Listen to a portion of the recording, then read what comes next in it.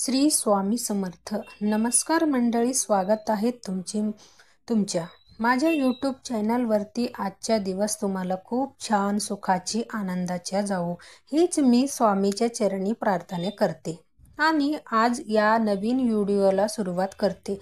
मंडळी, सध्या पितृपक्ष सुरू आहे आणि या पितृपक्षामध्ये या वर्षातील शेवटच्या गुरुपुष्यामृत योग आलेली आहे.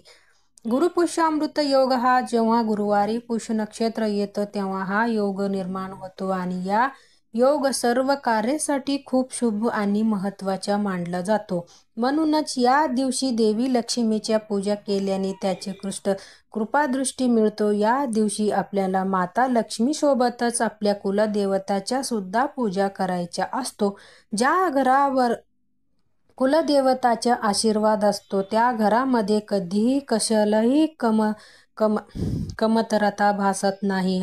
हे पुष्य नक्षत्र इतके शुभ मानलं जातो की सर्व देवी देवता या नक्षत्राच्या पूजा करत असतात. असं म्हटलं जातं की या दिवशी साक्षात माता लक्ष्मी ही आपल्या घरामध्ये प्रवेश करत असते आणि जरा माता लक्ष्मी ही आपल्या घरामध्ये प्रवेश करणार असेल तर आपल्याला माता लक्ष्मीला प्रसन्न करण्यासाठी काही उपाय हे आवर्जून करायचे असतात.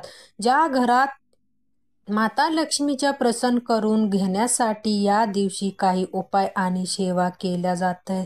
त्या घरामध्ये माता लक्ष्मी अखंड वास करत असते. पुष्य नक्षत्राला नक्षत्रामध्ये सर्वश्रेष्ठ मानला जातो आणि हा गुरुवारी ज्ञान संपत्ती आणि समृद्धीचा ग्रह मानला जातो आणि म्हणूनच या दिवशी लक्ष्मीनारायणाच्या पूजा ही आहे तर ती आपल्या घरामध्ये केला जातं. हा गुरु पुष्यामृत योग या वर्षातील शेवटचा योग आहे आणि या पितृपक्षामध्ये आपल्यामुळं या दिवशी आपल्याला लक्ष्मीनारायणाच्या सोबत आपल्या पितरांच्या सुद्धा पिंडदान तर्पण यासारखे विधी सुद्धा करायचे आहेत. त्यामुळे पूर्वशा प्रतृष्ट होतात आणि आपल्याला आशीर्वाद होत असतात. गुरुपुष्यामृत योग म्हणजे पोषण करणारे, शक्ती देणारे आणि ऊर्जा देणारे नक्षत्र आहेत.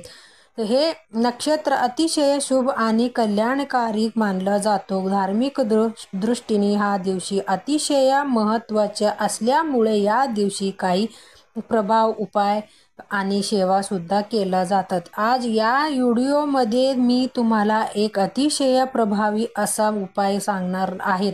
आज गुरुपुष्यामृत योगावर संध्याकाळी कापुरासोबत ही एक वस्तू जाळायच्या आहेत.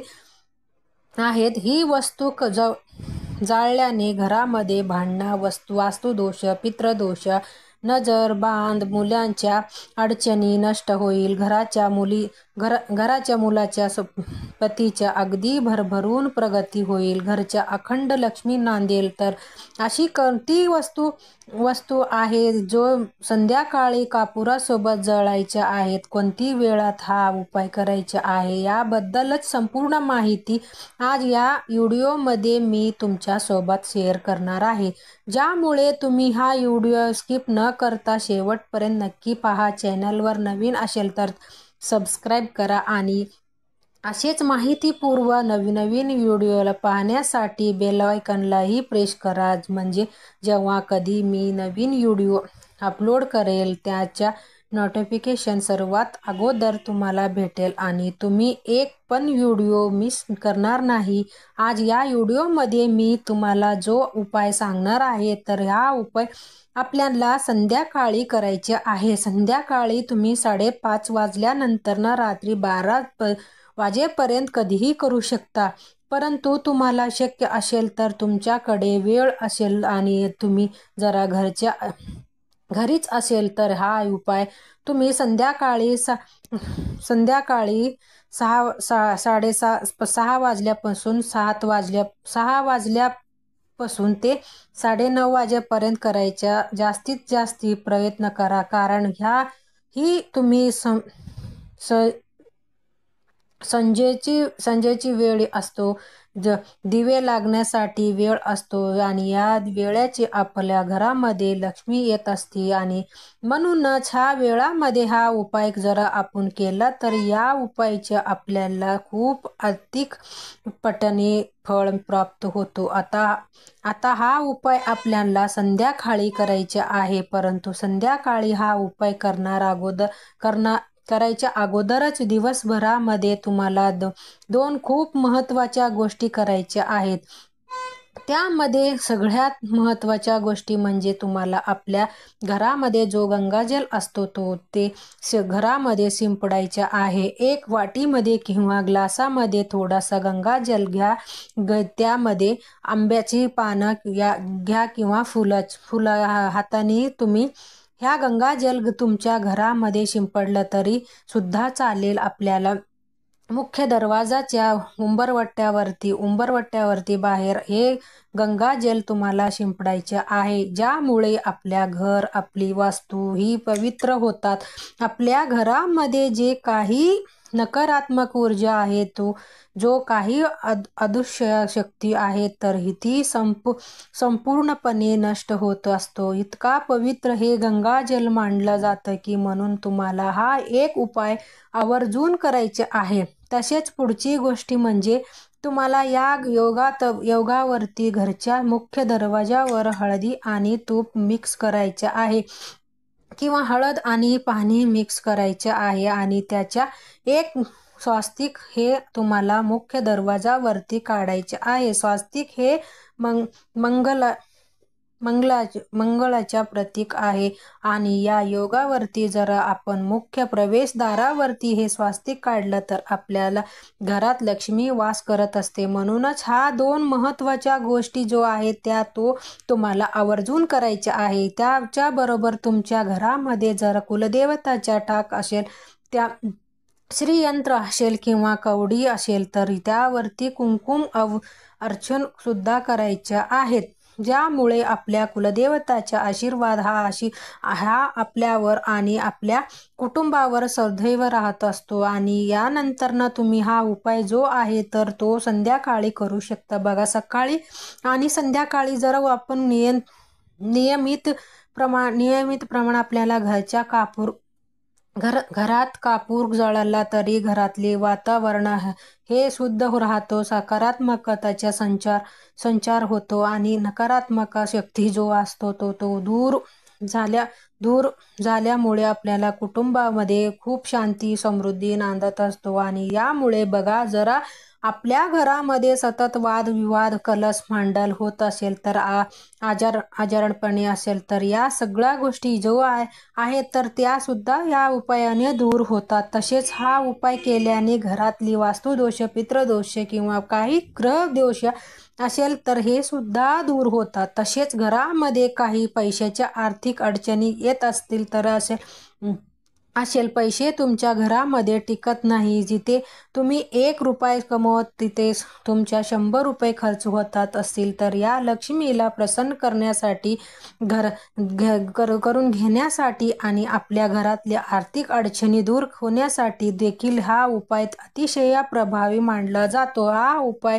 केल्याने मुलाच्या जीवनातले सुद्धा अनेक समस्या दूर होतात. जर मुलांच्या वारंवार नजर दोष लागत असेल तर आणि यामुळे मुलं सतत किरकिर करत असेल तर हट्टपणी करत असेल तर किंवा मुला सतत आजारी पडत असतील तर यासारख्या समस्या देखील या उपायाने 100% दूर असतात. हा उपाय केल्याने आपल्या घरची मुलाची पतीची अगदी भरभरून प्रगती होतो. संध्याकाळी हा उपाय करण्यापूर्वी तुम्हाला सर्वप्रथम तुमच्या देवघरामध्ये जो किंवा तुम्ही नेहमी लावतात तो दिवा लावून घ्यायचा आहे. धूप दीप अगरबत्ती तुम्हाला लावून वातावरण हे प्रसन्न करायचे आहे आणि यानंतर एक शुद्ध गाईच्या तुपाचा दिवा तुम्हाला प्रज्वलित करायचा आहे आणि हा दिवे तुम्हाला तुमच्या मुख्य दरवाजावर बाहेर लावायचे आहे. डाव्या बाजूला लावा किंवा उजव्या बाजूला लावा. लावला तरी कोणत्याही साईडला तुम्ही हा दिवा लावू शकता, कारण तिथूनच आपल्या घरामध्ये लक्ष्मी ही प्रवेश करत असते आणि तुमचा वास हा लक्ष्मीच्या अतिशय प्रिय असतो. जेव्हा असा दिवा आपण तिथे लावत तेव्हा त्या वासाने देवी लक्ष्मी आपल्या घराकडे आकर्षित होत असते. म्हणूनच तिथे दिवे लावायचे आहे. आणि यानंतर ना तुम्ही हा उपाय करायचा आहे. उपाय करण्यासाठी तुम्हाला एक माहिती पंती घ्यायच्या आहे, मातीच्या पंती घ्यायच्या आहे, पंतीच्या घ्यायच्या आहेत. तर तुमच्याकडे कापूर जळण्यासाठी भांडा असेल तरी मातीच्या पंती हा असेल तरीही तुम्हाला मातीच्या पंतीतच घ्यायच्या आहे. जिथे मातीच्या पंती नाही ते तर अशा वेळी तुम्ही कापूर जळण्यासाठी भांडा घेऊ शकता. परंतु जास्तीत जास्त प्रयत्न करा की तुम्ही हा उपाय करण्यासाठी मातीच्या पंती घ्यायच्या आहे. ह्या पंतीमध्ये तुम्हाला 1 चमचाभर गाईचे शुद्ध तूप घालायचे आहे आणि 1 चमचभर पांढरे तांदूळ घालायचे आहे. या दोन्ही वस्तू तुम्हाला चांगले एकत्र मिक्स करून घ्यायचे आणि हे तांदूळ तुपाने ओले झाले पाहिजे अशा पद्धतीने तूप आणि तांदूळ ही मिक्स करून घ्यायचे आहे. आणि यानंतर ना या तुपावरती तुम्हाला 3 भीमसेना कापुराच्या वड्याच्या ठेवायच्या आहे. भीमसेना कापूर ही नैसर्गिक असतो, खूप शुद्ध मानला जातो. तर तुमच्याकडे असेल तर तेच घ्या, नसेल तर तुम्ही साधा कापूर तुम्ही नेहमी वापरताय ते घेतलं तरी चालेल. 3 कापुराच्या विडे आपल्याला त्या मातीच्या पंतीवरून ज्या तांदूळावरून ठेवायच्या आहे. आणि त्यानंतर ना याच्या सोबतच आपल्याला 3 अखंड फुलाची लवंग ठेवायच्या आहे. अखंड या ज्या फुलाच्या असतील असाच लवंग घ्यायचा आहे. फूल नाही तर कुठेतरी तुटलेली आहेत असा घेऊ नका. अखंड लवंग घेतला तरी अखंड फळ मिळत असतो. म्हणूनच 3 अखंड लवंग सुद्धा तुम्हाला या कापुरासोबत ठेवायचे आहे. त्यानंतर ना काय करायचे आहे, चिमूटभर काळे तीळ घ्यायचे आहे. हा काळे तीळ हे प्रत्येकाच्या घरामध्ये असतात. सध्या पितृपक्ष सुरू आहेत त्यामुळे प्रत्येक घरामध्ये काळे तीळ हे असणारच आहे. तर चिमूटभर काळे तीळ घ्यायचे आणि हा काळे तीळ तुम्हाला घरातली प्रत्येक व्यक्तीवरून उतरवून घ्यायचे आहेत. लहान मुलं आहेत की किरकिर करतात, हट्टपणी करतात, सतत नजर लागत तर अशा मुलांवरून डोक्यापासून खालीपर्यंत 7 वेळ उतरायचा आहे. घरामध्ये आजारी व्यक्ती आहे तुमच्याकडे सुद्धा त्याच्यावरून सुद्धा उतरून घ्यायच्या आहे. या घरामध्ये एखादी व्यक्ती सतत किरकिर करत असतो, त्या सतत चिडचिड करत असतो, त्या व्यक्तीवरून सुद्धा उतरून घ्यायच्या. आणि हे चिमूटभर काळे तीळ सुद्धा तुम्हाला त्या कापुरावरून ठेवायच्या आहे. एकत्र चिमूटभर काळे तीळ सर्ववरून उतरवायच्या आहे. वेगवेगळे घेण्याची गरज नाही. आणि यानंतर ना हा कापूर तुम्हाला घेऊन जायचा आहे तुमच्या मुख्य प्रवेशद्वारावरती गेल्यानंतर ना बाहेरच साईडने तुम्हाला हे भांडा तिथं ठेवायचे आहे. तर ते ठेवल्या आहेत घरामध्ये मध ठेवायचे आहेत आणि तिथे हा कापूर तुम्हाला प्रज्वलित करायचा आहे. कापूर प्रज्वलित केल्यानंतर ना तुम्हाला हा स्वामी समर्थ हा मंत्र म्हणायचा आहे. मंत्राचा जप करायचा आहे. काही वेळाने ते भांडा तिथून उचलायचा आणि त्याचा धूर हा संपूर्ण घरामध्ये तुम्हाला फिरवायचा आहे. आणि पुन्हा जिथे तुम्ही मुख्य प्रवेशद्वारावरती हे भांडा ठेवला होता तिथेच नेऊन ठेवायचे आहे. जोपर्यंत हा कापूर दळत आहे तोपर्यंत त्याच्या मंत्राचा जप करायचा आहे. आणि उपाय करत असताना तुम्हाला खूप महत्त्वाचे काम करायचे आहे. तो म्हणजे आपल्या घराचा मुख्य दरवाजा हा उघडा ठेवायचा आहेत. खिडक्या सुद्धा उघडा करून ठेवायच्या आहे. आणि ह्या छोटासा तुम्हाला उपाय करायचा आहे. हा जो उपाय मी तुम्हाला सांगितला ना ते शिवपुराणामध्ये सांगितलेली उपाय आहे. हा उपाय पितृपक्षामध्ये दररोज करावे. परंतु पितृपक्षामध्ये आपण एकदाही केलं नाही. त्यामुळे आज गुरुपुष्यामृत योग जो आहे, त्यामुळे आज संध्याकाळी आपल्याला हा उपाय आवर्जून करायचा आहे. हा योगावरती आपल्याला जो काही उपाय करतो तर तो सुद्धा होता, त्या उपायाच्या आपल्याला अनंत पटीने फळ मिळत असतो आणि ते फळ कधीही संपत नाही. म्हणून हा योगावरती प्रत्येकाने आपल्या घरामध्ये हे उपाय जो आहे ते जो आवर्जून करा. या उपायाने तुमच्या आयुष्यामध्ये घरामध्ये अनेक सकारात्मक बदल जो आहे तर ते तुम्हाला जाणवतील.